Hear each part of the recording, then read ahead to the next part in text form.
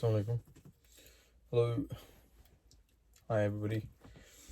So I'm just waiting for my wife. She's gone somewhere. And I'm waiting in the car for her when she returns. And I just thought maybe make a quick chat about a topic that I often hear people have a lot of opinion about.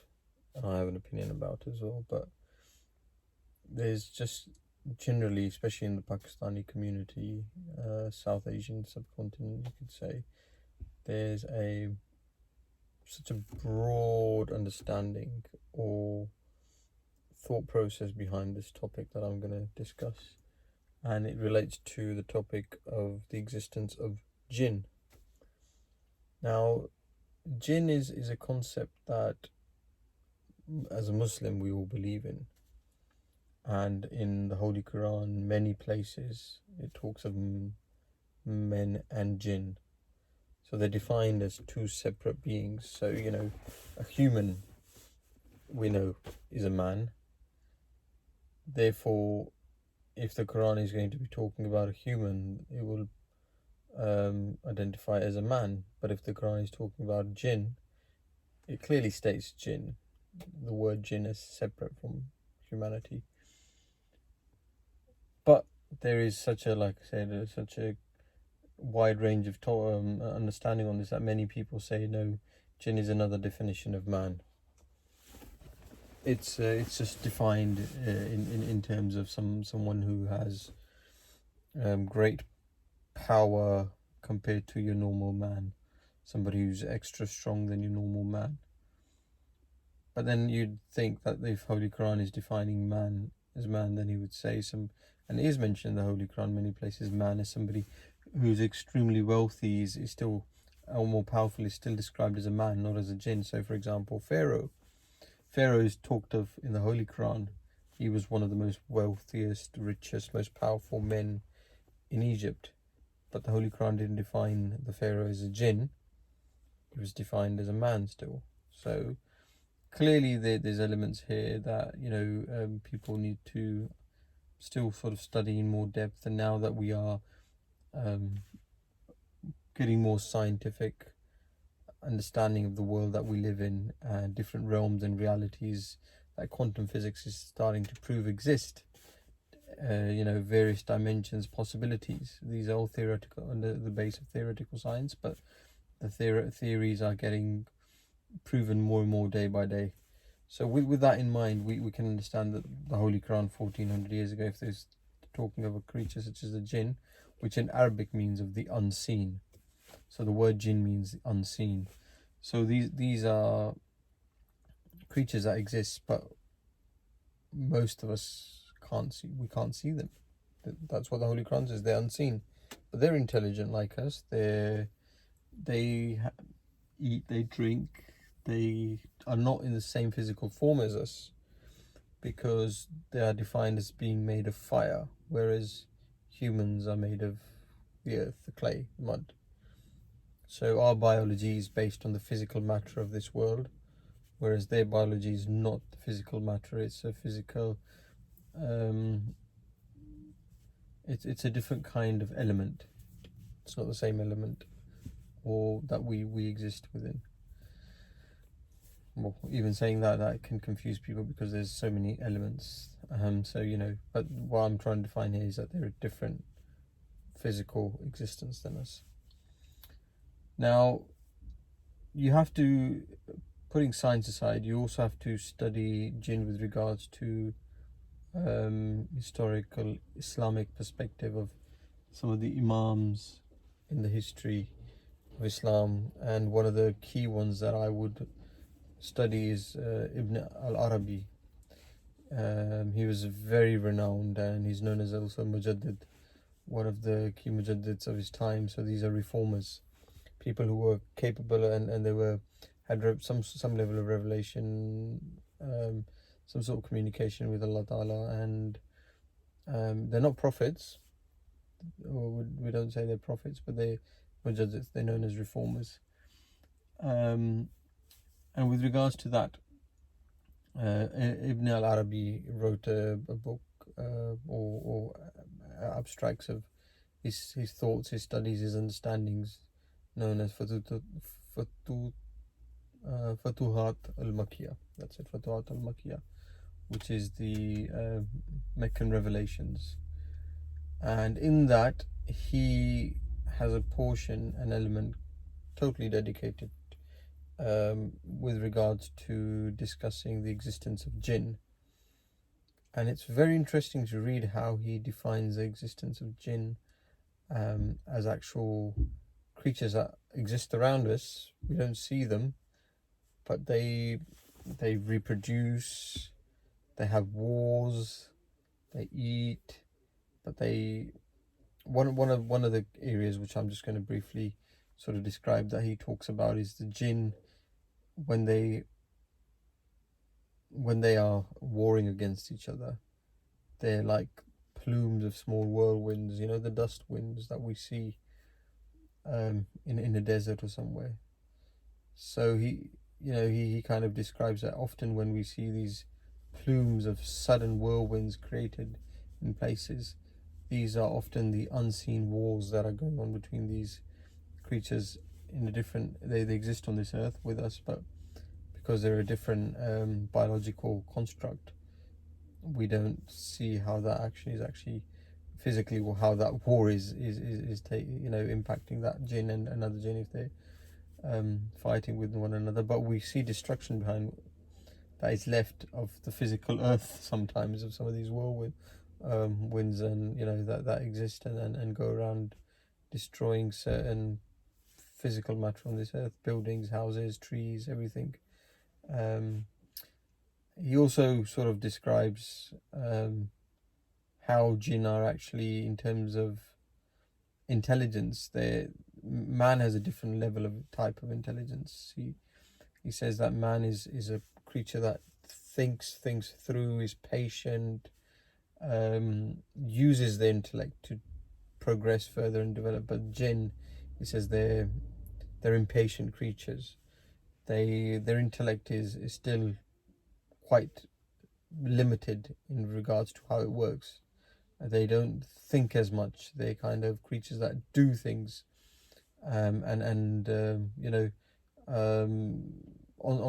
just as they're thinking about it, they'll do it. They'll act upon it. Whereas human will think further about their actions. They don't think about as much as humans. Their mind works slightly in a limited manner, in a different construct, we could say, to humans. Their base is because their base is fire. They're very sort of head-on, aggressive creatures, and very passionate, extremely passionate about whatever they do. So they don't always consider the impact on their behavior on others and things like that. And examples of this are in the Holy Quran when we're talking about Hazrat Sulaiman. Now, a lot of people will be disagreeing with what I'm saying here, but that's fair because, like I said at the beginning, a lot of this, what I'm talking about, is an opinion, and everybody has an opinion because there's no real evidence, physical evidence that we have, rather than only knowledge. So coming back to Hazrat Sulaiman, so in the Holy Quran it very clearly states that he had power over the Jinn. He had Jinn in his army, he had Jinn that were working for him, and Allah Ta'ala blessed him with many hidden realities that he had access to, whereas other prophets or men have not had that. So Hazrat Sulaiman, so when I'm talking about Jinn being very sort of aggressive, or they don't think much, they just want to do things. So the Holy Quran talks of an example when the Queen of Sheba is sort of discussed, and one of the Jinn says that one of the bird that comes and reports back to Hazrat Sulaiman that they don't believe in God, they believe in the sun, they don't worship God, they worship the sun. And Hazrat Sulaiman says that, bring her to me and then I'll clarify the truth to her. And there's Jinn in his court. Jinn are there in his court as well, because Hazrat Sulaiman is a king. And one of the Jinn says, oh, let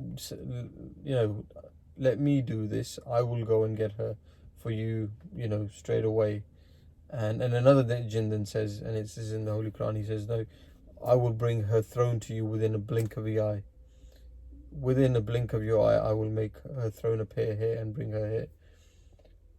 And when these things are being said in the times, so many thousands of years back, so these creatures are not obviously living in the realm that we live in. They have access to additional powers, and powers, and also they weren't thinking about the consequences of suddenly bringing a queen over to a new place with a blink of an eye. They weren't thinking of any consequences relating to that. They were just thinking about, this is wrong and we've got to do this to make it right, etc.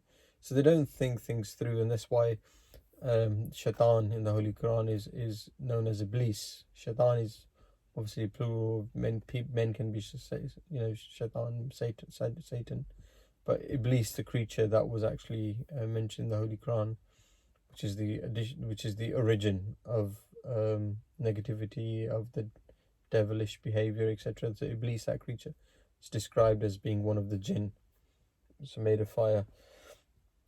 And again, his behavior when Allah Ta'ala brought mankind into existence shows it again, that they don't think clearly. They're very sort of self-absorbed, and think very highly of themselves sometimes, often.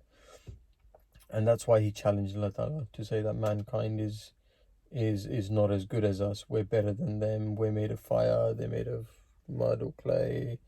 And why should I bow down to these pathetic things that you have created, etc. So that's kind of one of the features of jinn, that you can you over and over again, when you try and find out more about them in terms of spiritual realms, in terms of Islamic history books, is that these creatures, they don't actively think things through. They act upon things just without much thought. Anyway, now the other concept that we have in the South Asian community is that jinn can take over human body and overpower them mentally, etc., and make them do certain things, etc. Allah Ta'ala very clearly says that no creature can envelop another creature's body. So, in the Holy Quran, there's no anywhere in description of any creature being allowed to overpower a spiritual element of a human body and take it over and control it. Yes, there's things like hypnosis. There are mental elements where we know they exist, where something can influence another person and make them do things that they wouldn't normally do, and that's how Shaitan works. He works through the physical ideas on this world which are negative, and he puts it in our heads. So there is some level of unseen and hidden, and the Quran talks of whispering into us, which leads us astray, shows us the wrong path, and takes us into that direction. But physically, he cannot take over a human body. Therefore, this thing about possession, that's incorrect. Jinns do not possess your body.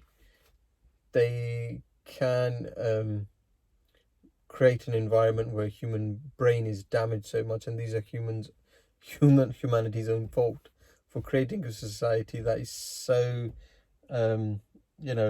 neglected in some elements, especially in South Asia, where people get mentally disturbed to an extent where they behave in such manners, and they conclude, oh, this is a possession by a jinn, and that's what's going on. A jinn can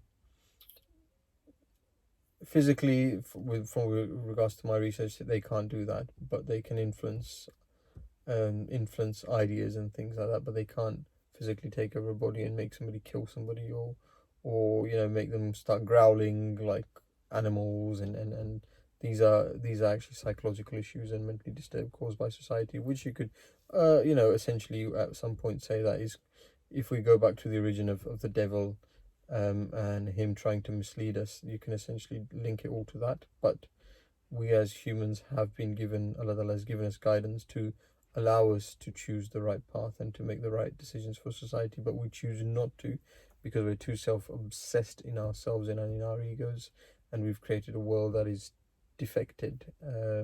It's imperfect to an extent where we are now physically and mentally harming ourselves to so badly that we don't have cures for a lot of these illnesses.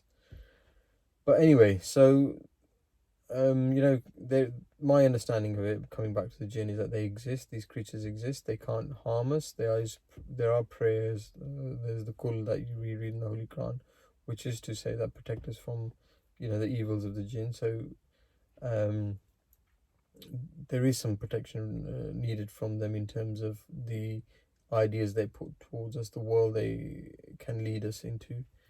But at the end of the day, it's your choice, your decision, your behavior that controls what the outcome is of anything that is put forward to you. So, any harm that you come across, don't go around blaming it on a jinn. It's not a jinn that is harming you, it's yourself, it's your community you live in, it's your family, it's your friends. Now, a lot of these are meant to be positives, family, friends, and things, but they can be negative implications of external influences of other humans on your life. So they could be your family, could be your friends, could be your your social structure, could be you could even say an enemy that you've suddenly created over time. So anyway, overall, my discussion here, my debate is here that yes, they exist. There is a creature known as a jinn. It exists. It's unseen. It's a different life form. Its physicalities are completely different. You can't call them aliens because they are not from another world. They've always been on this planet, so they're not actually aliens. So a lot of people would say, "Oh, they're powerful aliens and this and that." It's not that either. They have access to powers which they can which are available to in their physical form, because Allah Ta'ala has created many things in this earth, this universe, that we are still trying to understand and how it functions. So for them to have additional powers that we may deem as superpowers, or it may be absolutely normal for that creature, because Allah Ta'ala can create anything. And if he can create anything, so he can, in a realm, give access to that creature to be able to do certain things that humans can't do, because we're limited in this physical form. What we can do, we're bound to this planet. In our physicalities, we have to create external objects to get out of the physicalities of this planet. Go into the sea, etc. We can't do it in this physical forms, where jinn-like creature has the ability. It also can't just suddenly. They are also mentioned in the Holy Quran. They can't leave this planet. So they are also bound to this planet, but they don't create like we create, the physical tools, the physical technology. They don't do that. They have other means of acquiring special techniques and technology, etc. But anyway, it's still a topic that is up in the air. There's a lot of questions when you read the story of Suleiman.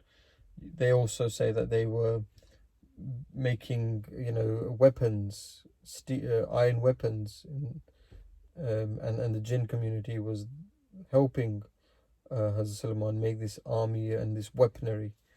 So they have access to maybe that fire element in the earth, which allowed Hazrat Suleiman to use fire and control steel and iron. Well, they didn't have steel, sorry, steel is not iron. Make iron into weaponry. So they have knowledge. This was old knowledge that they were able to support Hazrat Suleiman with.